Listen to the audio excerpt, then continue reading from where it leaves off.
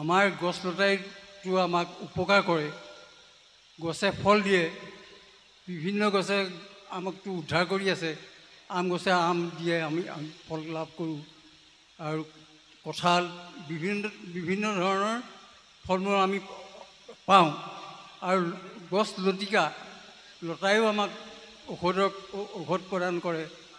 গতিকে আপুনি এভাগ আগবঢ়াইছে উত্তৰটো,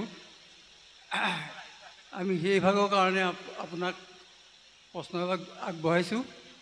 এই ভাগ যাতে আপুনি আমাক ভাল ধৰণে ব্যাখ্যা কৰি গছ লতাই আমাক কেনেকৈ সহায় কৰে বুজাই দিলে আমি নিশ্চয় আনন্দিত হ'ম। ধন্যবাদ। কৃষ্ণ। সেউকী বাপজনা চৰণ কমলৰ যোগেদি আমি সমস্তৰে চৰণত পুনশ্চবাৰ ভক্তিৰ সেৱাভাগী নিবেদন কৰা হৈছে। আমি প্ৰত্যেকজন হৰিধাৰী মনুষ্যই উশাহ আৰু নিশাহত যি বায়ু সেৱন কৰোঁ, বিজ্ঞানসন্মতভাৱে সেই বায়ুৰ নামাকৰণ হয় কৃষ্ণ।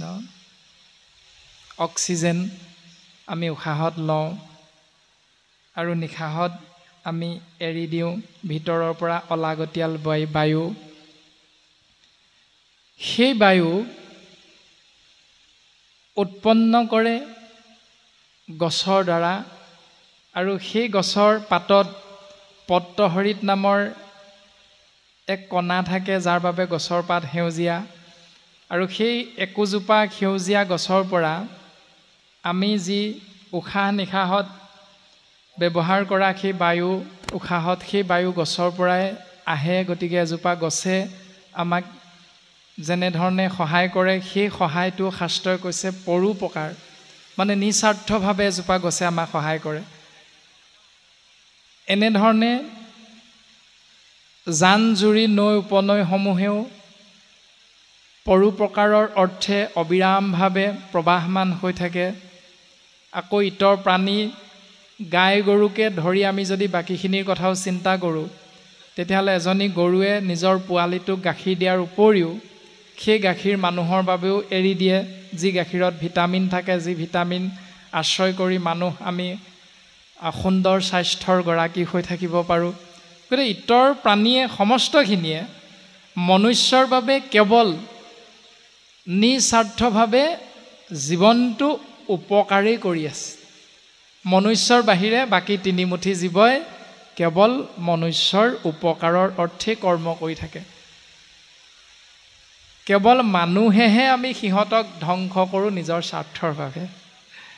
গতিকে পৰোপকাৰটোৱে হ'ল শাস্ত্ৰসন্মতে কোৱা শ্ৰেষ্ঠতম ধৰ্ম। আৰু সিহঁতি কৰা পৰোপকাৰ, সেই ধৰ্মটোৰ মূল, তাৰ আঁৰত থকা মূল দৰ্শনটো হ'ল সিহঁতি বিচাৰে কেৱল মানুহৰ জন্ম। কাৰণ বিষয় সম্বন্ধ সু সমস্ত জনিতে পায়, হৰি সেৱা একো স্থানে নাই, শৰীৰ সেৱাৰ যোগ্য কেৱল মনুষ্য তনু, জানি ফুৰা হৰি গুণ গায়। 84 লক্ষবাৰ যিমান জনিত আমি জন্মগ্ৰহণ নকৰোঁ কিয়, ঈশ্বৰক সেৱা কৰি বৈকুণ্ঠ প্ৰাপ্তি হোৱাৰ একমাত্ৰ উত্তম পাত্ৰটোৰ নাম হ'ল এই 24টা তত্ত্বৰে গঠিত প্ৰকৃতি স্বৰূপা শৰীৰটো।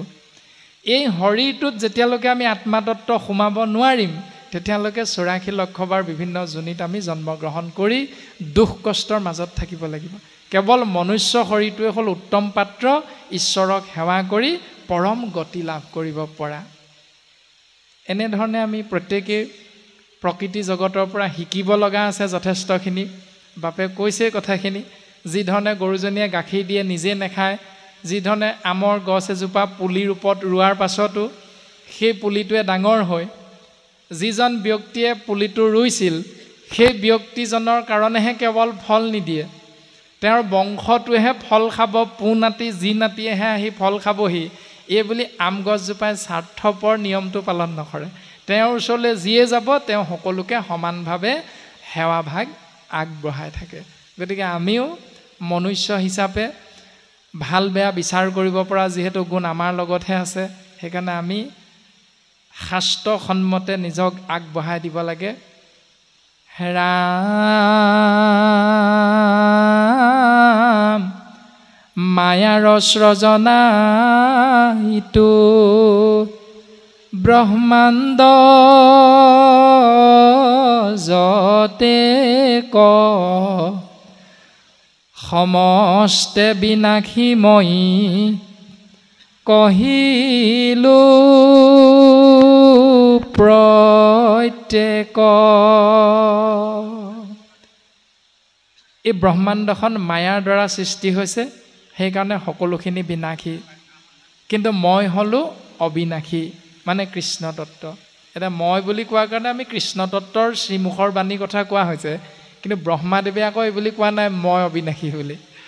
ব্ৰহ্মাদেৱে কৈছে মোৰ যিজন আৰাধ্যদেৱ তেওঁ অবিনাশী, বাকী আমি সমস্তখিনি তেওঁৰ মায়াত আছোঁ কাৰণে আমি সকলো বিনাশী। ৰাম ব্ৰহ্মাণ্ডৰ বাজহিতো কৃষ্ণৰ নগৰ কদাচিতো নহি নাশ জানা মুনিবৰ।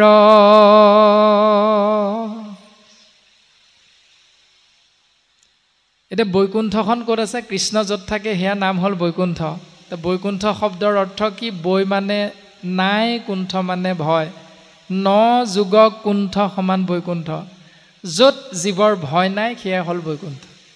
এতিয়া আজি ইয়ালৈ আহিবলৈ কাৰোবাৰ ভয় লাগিছে নাই লগা? কাৰো ভয় নাই আজি এই স্থানত। সেইকাৰণে বাস্তৱসন্মত পৃথিৱীখনত এয়াই হ'ল গুৰুজনাই দিয়া বৈকুণ্ঠ। আৰু এনে সঁচা ৰূপত বৈকুণ্ঠ, এই সপ্ত পাতাল সপ্ত স্বৰ্গ লগ লাগি যি 14 ভুৱন লগ লাগি যি এক ব্ৰহ্মাণ্ড আছে, ব্ৰহ্মাণ্ডৰ বাহিৰত এক স্থান আছে যাৰ নাম কোৱা হৈছে বৈকুণ্ঠ, মানে কৃষ্ণ তত্ত্ব আশ্ৰয় কৰি থকা সি নগৰ। কদাচিতো নহি নাশ জানা মুনিবৰ। হে দেৱঋষি, সেই কৃষ্ণৰ নগৰখন কেতিয়াও নাশ নহয়। তাত কোনো সূৰ্যৰ প্ৰয়োজন নাই, নিজে নিজে পোহৰ হৈ থাকে। তাত কোনো চন্দ্ৰ তৰা সূৰ্যৰ প্ৰয়োজন নাই, নিজে নিজে পোহৰ হৈ থাকে। আৰু সেয়া হ'ল অবিনাশী। কিন্তু ব্ৰহ্মলোক পৰ্যন্ত বিষ্ণুৰ কালৰ নেৰাই হাত। আমি য'ত অৱস্থান কৰি আছোঁ এয়া হ'ল ব্ৰহ্মালোক, মানে মই থকা স্থান। এই স্থানডোখৰো এদিন নাশ হৈ যাব, কাৰণ ময়ো এদিন নাশ হৈ যাম। গতিকে মই ঈশ্বৰ হ'ব নোৱাৰোঁ, ঈশ্বৰৰ কেতিয়াও নাশ নহয়। আৰু মোৰ এই স্থানডোখৰো সত্যলোক নহয়, এইডোখৰো এদিন কালৰ সোঁতত নাশ হৈ গুচি যাব। এৰা প্ৰপঞ্চৰ ভিতৰনো হিকে সিটো থান ভক্তৰ নিমিত্তে কৃষ্ণে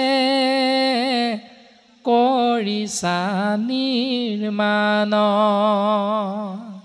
আপুনি মই দেখি থকা 14 ভুৱন লগ লাগি বিশ্ব ব্ৰহ্মাণ্ড কোৱা হৈছে প্ৰপঞ্চ, মানে মায়াৰ আবেষ্টনী। এই মায়াৰ আবেষ্টনী প্ৰপঞ্চৰ ভিতৰত কিন্তু সেই স্থানডোখৰ নাই, ই বাহিৰত আছে।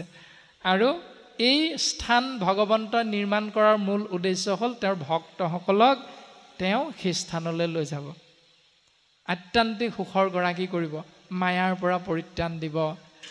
ৰামে জ্ঞান কৰ্ম যোগ জাগ তপস্যায়াচৰে কদাচিতো বৈকুণ্ঠ নাযায় সিটো নৰে। নৰে মানে মনুষ্য। যিজন মানুহে জ্ঞান মাৰ্গ, কৰ্ম মাৰ্গ, যাগ যোগ, তপস্যা আদিবিলাক পালন কৰিব, তেওঁলোক কদাচিতো কোনো ক্ষেত্ৰতে বা কেতিয়াও তেওঁলোকে বৈকুণ্ঠৰ প্ৰাপ্তি হ'ব নোৱাৰে। ইমান সুন্দৰভাৱে পিতামহে কৈ থৈ গৈছে ব্ৰহ্মাদেৱে। তাৰ পাছতো যদি আমি সেই স্থান পাবৰ বাবে বাকী কৰ্মখিনিহে কৰোঁ, তেতিয়াহ'লে আমাতকৈ দুৰ্ভগীয়া দ্বিতীয়জন নাই। ৰামে শ্ৰৱণে কীৰ্তনে সুখে বৈষ্ণৱে পাৱয় আৰু কৃষ্ণ কথা কহোঁ শুনা মহাশয়। কেৱল কৃষ্ণ নাম শ্ৰৱণ কীৰ্তনৰ মাধ্যমেৰেহে, অৰ্থাৎ শ্ৰৱণ কীৰ্তন কৰি বৈকুণ্ঠ যাই ধৰ্ম অৰ্থ কাম মুখ সবে আত পাই। আত মানে ইয়াত, মানে শ্ৰৱণ কীৰ্তন মহাভক্তিৰ মাজত জীৱৰ চতুবৰ্গ সাধন হয়, ধৰ্ম অৰ্থ কাম মোক্ষ চতুবৰ্গ। এতিয়া আমি জীৱনটো ৰাতিপুৱা বিচনাৰ পৰা শুই উঠাৰ লগে লগে আমি দৌৰি ফুৰোঁ এই চাৰিটা বস্তুক কেন্দ্ৰ কৰি, ধৰ্ম অৰ্থ কাম মোক্ষ, এই চাৰিটা বস্তু। আৰু এই চাৰিটা বস্তু লাভ হয় বুলি কৈছে কেৱল কৃষ্ণ নাম শ্ৰৱণ কীৰ্তনৰ মাধ্যমেৰে। ৰামে এহিমতে কৃষ্ণ তৌ উপজে লোক যত ঈশ্বৰত কৰি ভিন্ন নুহি বিচাৰত। এনেকৈ শ্ৰৱণ কীৰ্তন মহাভক্তি কৃষ্ণত যদি একাত্মক হয় তেতিয়াহ'লে তেওঁ ঈশ্বৰৰ পৰা পৃথক নহয়, তেওঁ ঈশ্বৰৰ লগত একাত্মক হৈ যাব পাৰে। এই দৰ্শনটো মোক্ষ প্ৰাপ্তি। বুদ্ধদেৱে কৈ থৈ গৈছে নিৰ্বাণ মুক্তি, কৃপালু শ্ৰীমন্ত শংকৰদেৱ গুৰুজনাই ক'লে মোক্ষ প্ৰাপ্তি। তাৰ এটা উদাহৰণ দিছে, ৰামে যেন সুবৰ্ণত সন্তে জনমে কুণ্ডল বিচাৰত নাম মাত্ৰ সুবৰ্ণ কেৱল। এতে খে কৃষ্ণে খে মাত্ৰ নিয়ন্তা ঈশ্বৰ কৃষ্ণতে প্ৰকাশে চৰাচৰ নিৰন্তৰ। চৰাচৰ, স্বৰ যোগ অচৰ সমান চৰাচৰ, মানে লৰচৰ কৰিব পৰা, এঠাইৰ পৰা আন ঠাইলৈ যাব পৰা, আৰু লৰচৰ কৰিব নোৱাৰা, এঠাইৰ পৰা আন ঠাইলৈ যাব নোৱাৰা। সেয়া হ'ল স্বৰ যোগ অচৰ সমান চৰাচৰ। এই দুটা প্ৰক্ৰিয়াৰে জীৱ সমষ্ট আমি এই সংসাৰত বৰ্তি আছোঁ। এজোপা গছ লৰচৰ কৰিব পাৰে কিন্তু এঠাইৰ পৰা আন ঠাইলৈ যাব নোৱাৰে, সেইকাৰণে ই হ'ল অচল বা অচৰ বুলি কোৱা হৈছে। আৰু স্বৰ মানে এঠাইৰ পৰা আন ঠাইলৈ যাব পৰা, চৰাচৰ। ব্ৰহ্মাণ্ড কৃষ্ণতেই প্ৰকাশমান হৈ আছে। কেনেকৈ উদাহৰণটো দিলে, যেন সুবৰ্ণত, সুবৰ্ণ মানে সোণ, সোণৰ দ্বাৰা সোণাৰীয়ে নিৰ্মাণ কৰে কি বিচৰা ধৰণে বস্তু। কোনোবা এগৰাকী আইক লাগে কাণত পিন্ধিবলৈ কুণ্ডল বুলি কৈছে, মানে ফুলি এযোৰ। কোনোবা এগৰাকীয়ে সোণাৰী, একেজন সোণাৰী ওচৰলৈ গৈ বোলে সোণৰ পৰা মোক আঙুঠি এটা বনাই দিয়া। কোনোবা এগৰাকীয়ে বোলে মোক চেইন এডাল বনাই দিয়া। কোনোবা এগৰাকীয়ে মোক খাৰু এপাত বনাই দিয়া। এতিয়া সেই খাৰু, চেইন, ফুলি আৰু আঙুঠি, এই চাৰিওটা বস্তু চাৰিওগৰাকী আয়ে সোণাৰীজনক যদি দি দিয়েগৈ, এইকেইটা আমাক নেলাগে, তুমি কি কৰা কৰা, তেতিয়া সোণাৰীজনে সেইকেইটা ভাঙিলে উত্তৰটো কি ওলাব? এটাই ওলাব, কেৱল সোণ। তাৰ নামটো আগৰ অৱস্থালৈ গুচি আহিব। প্ৰথমে আছিলে সোণ, বিচৰা ধৰণে সোণাৰীয়ে বস্তু বনাই দিলে। আকৌ সেই বস্তুবিলাক নি যেতিয়া সোণাৰীজনক বোলে নেলাগে, তুমি আগৰ অৱস্থা কৰি পেলোৱা, তেতিয়া আকৌ সোণাৰীজনে তাক জুইত গলাই আকৌ সোণলৈ ৰূপান্তৰিত কৰিব। ঠিক তেনেকৈ ভগৱন্তৰ দ্বাৰা সৃষ্টি সংসাৰখনত উৰণ বুৰণ গজন ভ্ৰমণ বিচৰা ধৰণে কৰ্ম অনুসাৰে আত্মাতত্বই আহি একো একোটা শৰীৰত আমি অৱস্থান কৰি আছোঁ। কৰ্ম অনুসাৰে কোনোবা গছ হ'লোঁ, বোলে মনুষ্য শৰীৰ পাই হৰি নভজিলা অৱশ্যে শৈবাহা ভাই তৃণ তৰু শিলা। মনুষ্য শৰীৰটো পাই ঈশ্বৰ সেৱা নকৰাৰ বাবে আপুনি মই ঘাঁহ গছ গৰু ছাগলী কুকুৰ মেকুৰীৰ শৰীৰত সোমাব লগা হ'ল। কিন্তু সোমালে কি হ'ব? যেতিয়া শৰীৰটোহে এৰি এৰি গোটেইখিনি একঠাই হ'ম, তেতিয়াহ'লে উত্তৰ এটাই, সেইটো হ'ল আত্মা। আৰু আত্মাৰ সমষ্টিটোক একেলগে কোৱা হৈছে পৰমাত্মা। সেই দৰ্শনটোৱে হ'ল ঈশ্বৰ কৃষ্ণ তত্ত্ব বুলি কোৱা হৈছে। ৰামে ভজনীয় দেৱ কৃষ্ণ বিনে নাহি আন বেদ শিৰোৰত্ন মন্ত্ৰে কহে বিদ্যমান।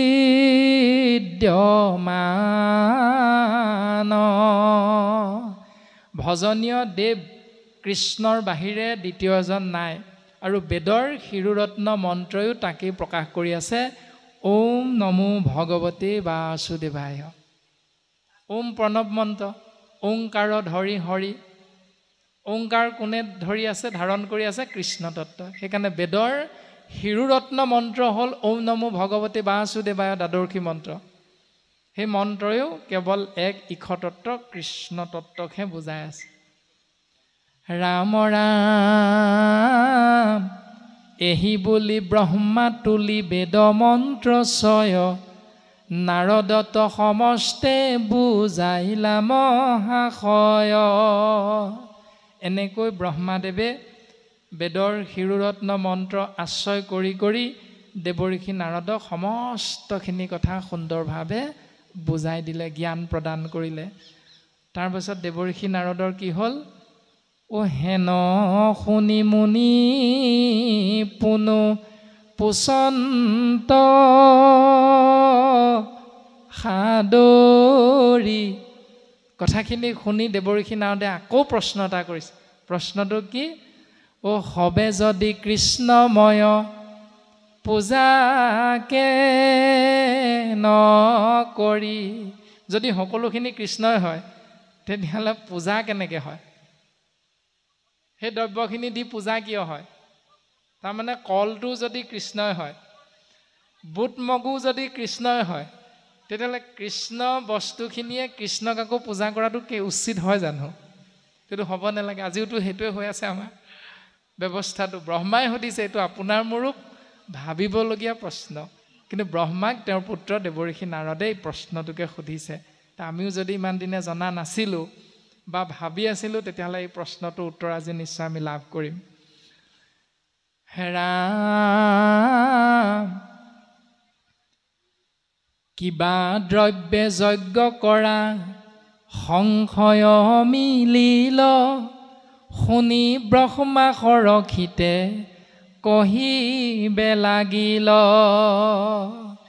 তুমি যে যজ্ঞ কৰিছা, সেই তাত যজ্ঞ কৰা দ্ৰব্যখিনি কি দ্ৰব্য? কৃষ্ণ দ্ৰব্যহে। লোকৰ দ্ৰব্যই লোকক দিয়ে নি? এই বুলি ভাৱনাটো প্ৰকাশ কৰিছে যে যদি প্ৰত্যেকটো বস্তু কৃষ্ণই হয়, তেতিয়াহ'লে মোৰ বুলি কোৱাৰ অধিকাৰটো আমাৰ নায়েই। তেওঁ বস্তু তেওঁক দিবলৈ আপুনি মই অধিকাৰটো ক'ত পালোঁ? তেওঁ বস্তু এনেও তেওঁৰে, আপুনি মই মোৰ বুলি কৈ তেওঁক আকৌ দিয়াৰ কোনো প্ৰয়োজন নাই নহয়। ৰাম শুনি ব্ৰহ্মা হৰিক হিতে কহিবে লাগিল। সাংঘাতিক প্ৰশ্ন কৰিছে। ব্ৰহ্মায়ো হাঁহিছে আৰু হাঁহি হাঁহি পুত্ৰ নাৰদক উত্তৰ দিছে। ধন্য মোৰ পুত্ৰ শুনা সিদ্ধান্ত ইহাৰ, ময়ো পূৰ্বে হি কথা কৰিছোঁ বিচাৰ। তুমি মোক আজিহে সুধিছা? এই কথাটো ময়ো কাহানি বাই ভাবি আছিলোঁ যে এইটো শুদ্ধ হৈছেনে নাই হোৱা। কেনেকৈ হ'ব পাৰে এইটো কথা? যদি সকলোখিনি তেওঁৰে, তেতিয়াহ'লে তেওঁ বস্তু তেওঁক দি আমি কপটতা কৰা নাই জানো? তেওঁৰ লগতে চল কৰা নাই জানো ভগৱন্তৰ লগতে? এনেধৰণে ব্ৰহ্মাদেৱে দেৱঋষি নাৰদক কৈছে, অকল তুমি ভবাই নহয় পুত্ৰ, এইখিনি কথা বহু যুগৰ আগতে ময়ো ভাবিছিলোঁ। কওঁ শুনা পুত্ৰ, এই ৰাম যদি কৃষ্ণ বিনে বস্তু জগততে নাই, কৃষ্ণময় দ্ৰব্যে যজু কৃষ্ণক সদায়, মোক দেখি মনু আদি যত মহাজন, হৰিৰূপ দ্ৰব্যে কৰৈ তাংক আৰাধন। এইটোৱে হ'ল মূল দৰ্শনটো। এতিয়া আমি যদি কল এটা দিমনি বুলি কওঁ, ইভাগে নহ'ব। তেনে কলটো যিহেতু কৃষ্ণ, তেনে কলটো কৃষ্ণ ভাবি আমি নাম ব্ৰহ্ম আগত আনিব লাগিব। কিয়নো অৰ্জুনৰ আগত কৈছে, নাম আগে ভৈলা সখী মই ভৈলো পাছে, সেহি সকল শাস্ত্ৰ নামে বান্ধাই আছে।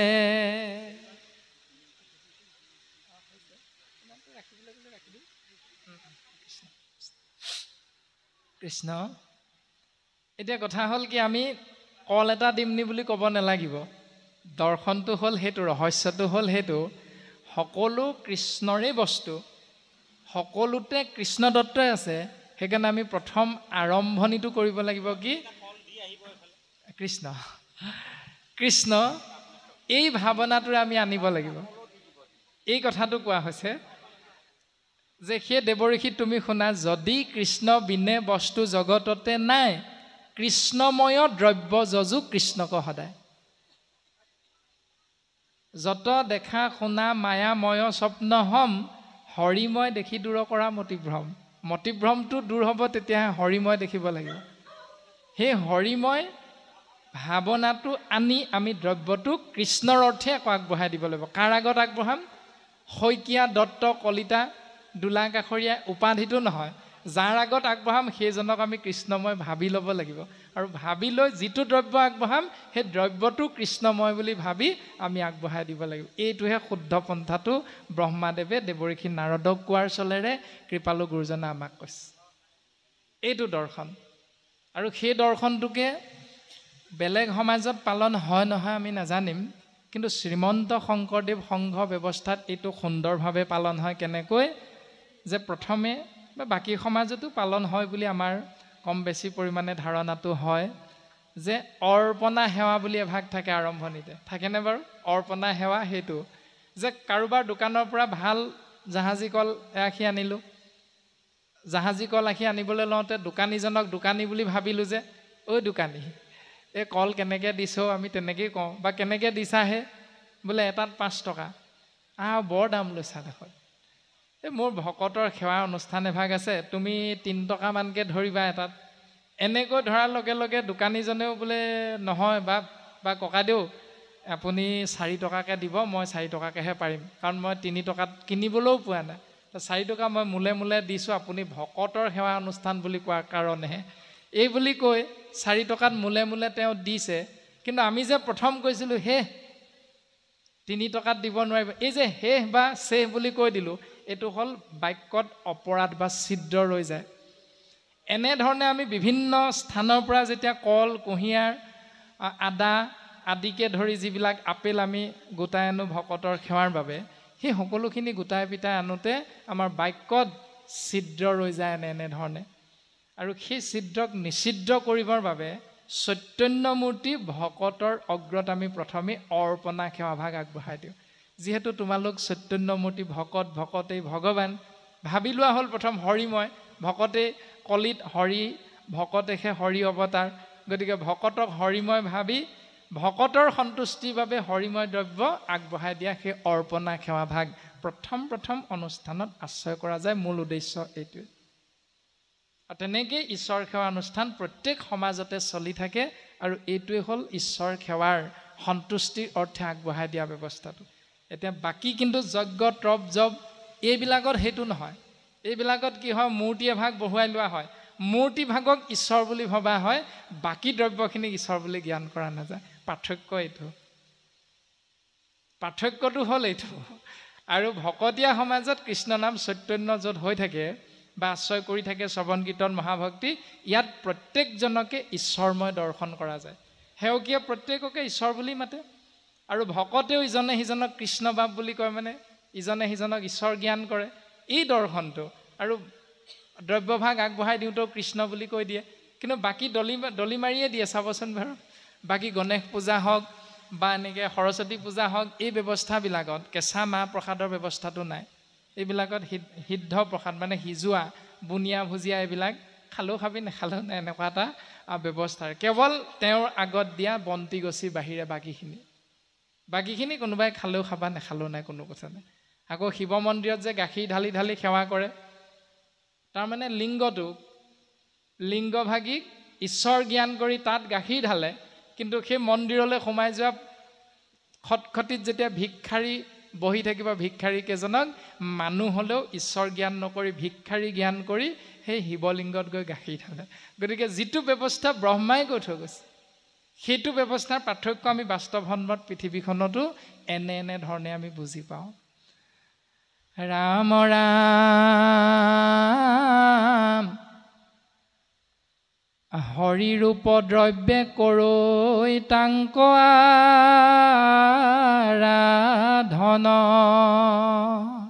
এনেকৈ মোকে দেখি দেখি মনু আদি যত মহাজনে হৰিৰূপ দ্ৰব্য হৰিকে অৰ্পণ কৰি হৰিৰ কৃপা লাভৰ বাবে এই ব্যৱস্থাটো পালন কৰি মহাজন হিচাপে এই সংসাৰৰ পৰা পৰম গতি লাভ কৰে। এই দৰ্শনটো প্ৰকাশিত হয়।